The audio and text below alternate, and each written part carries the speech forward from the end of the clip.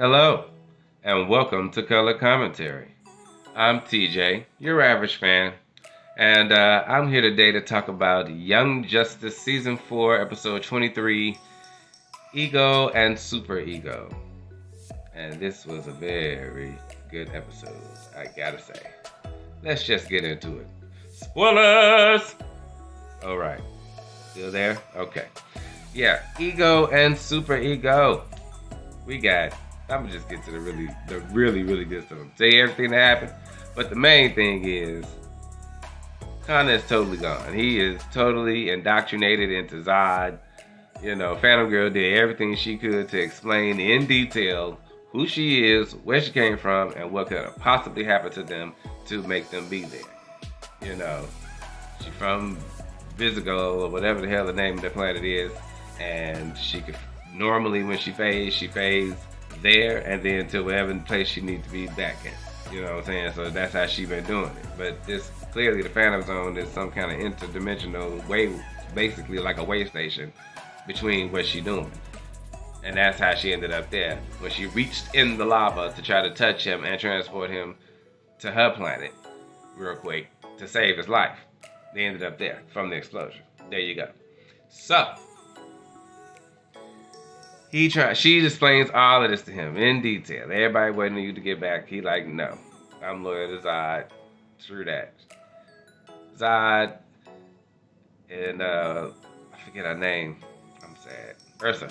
On their way back, they come and talking to him, and he like, Ursa trying to make fun of him. You still looking over her, even though she won't wake up. Oh, she's woke, he says. Oh, she's woke. And she's trying to get me to leave with you. But I ain't going. I'm like, Connor, no! He is totally gone. And unfortunately, she had to leave him behind. She went ahead and left. She kept trying to convince him to go. Come with me. Hopefully, when she came back, she came back right on where she left on Mars, and her hand was effed up. And I'm like, oh man! And she screamed in pain, and I felt her pain because it looked like it was messed up. She can't think about phasing nowhere right now with the pain she in. Woo! Okay, but she need to find her. Well, she can't. They on their way to Oa against their will. Oh my goodness.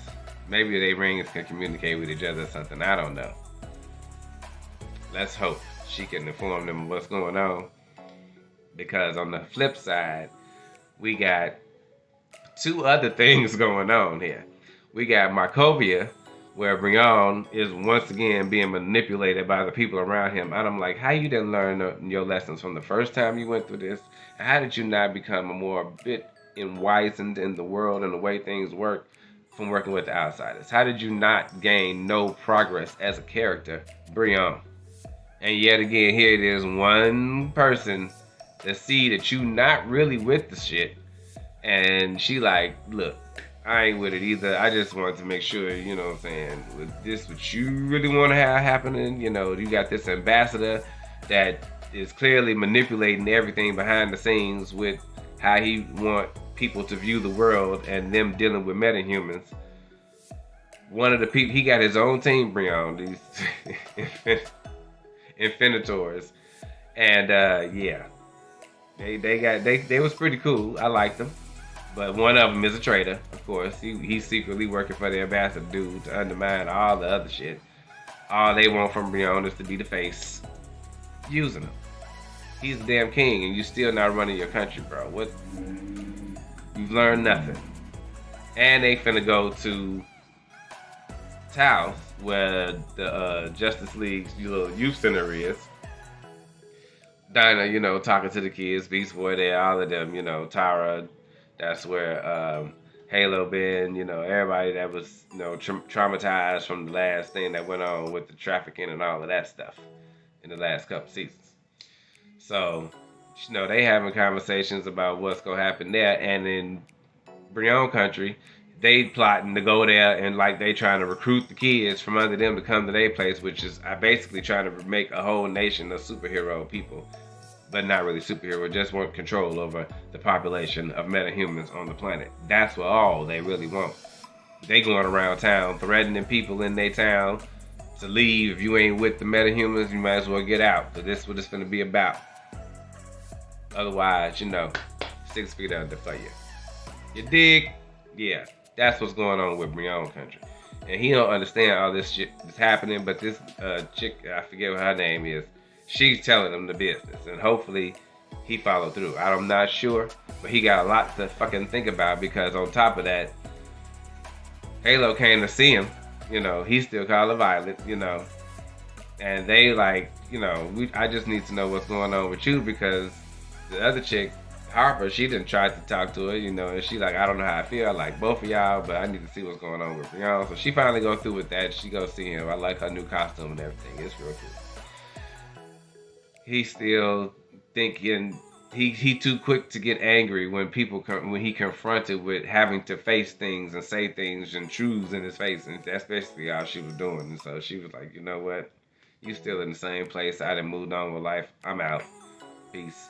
Especially when that ambassador dude came in, undermining all of the progress that was being made in their own personal conversation. This dude is no good. Absolutely. So he kicked him out anyway. So that's why I'm like, he got a lot to think about for himself. And then, here's the last thing. We got Zatanna and the gang all back together again. Original Young Justice team. Yes, they are all there trying to look for the magical school bus. And they found it, and it's a crushed cube. So she calls in these little goblin things from her arc earlier in the season, where she had her students trained and trying to catch them.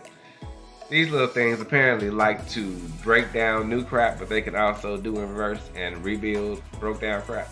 So they repaired the school bus. It was awesome. They get on the bus. She do a spell. They open the door, and now they on a portal to the Phantom Zone, and that's where they'll be the next episode. This was great. I loved every bit of it, everything that happened, everybody's story, especially like Phantom Girl. I got to learn a little bit more about, the Legion of Superheroes, because, I like them and I know them from the comics, but I never really had a lot of their comics, so I don't really know a lot of the histories of those characters, and it was fun to learn some stuff. So, yeah, this was a good episode. The tagline was the new League Hall being built right across from the World Embassy and the United Nations, that is, and a ribbon cutting ceremony where Plastic Man is the scissors, and everybody there to cheer it on. Yay, Black Lightning doing the commencement, yay, everybody, yay, it's gonna be a new justice. We're gonna have a new connection with the world and everything in relations and blah blah. They really pulling this plot line through the end tags of the entire season of the Justice League, trying to build bridges with other big parts of government and things like that, so they can really be a part of helping, the world and helping keep the universe in its entirety safe, with all of the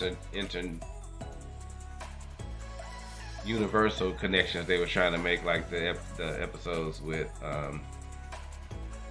Rocket and New Genesis and Oa and all of them. So I wonder where they're going with that, and I would like to see what they plan on doing with that. If they're gonna lead to like some big movie they planning or something like that, that'd be awesome.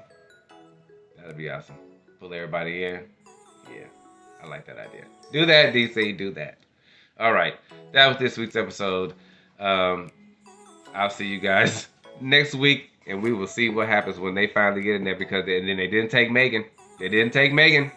Maybe Megan could have helped in this situation, because he did blink for a minute when Phantom Girl mentioned her. So I'm like, okay, they need Megan, but they're not taking her because they, on their side, I get it. They not sure what they're going to find when they get there. They don't want to break her heart all over again. That would be tragic, especially she being one of the most powerful psychics in existence. Yeah, we don't want to do that.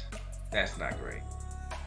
So let's at least confirm, if we can't do nothing about it immediately, that is true. And if we can't do something about it, let's surprise her, like, surprise!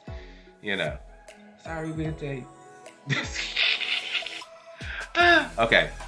I will see you guys next week for next week's episode. It's going to be good. It's going to be good. Pocahontas. They're going to have to fight him. They're going to have to fight him, y'all. I'll see you then.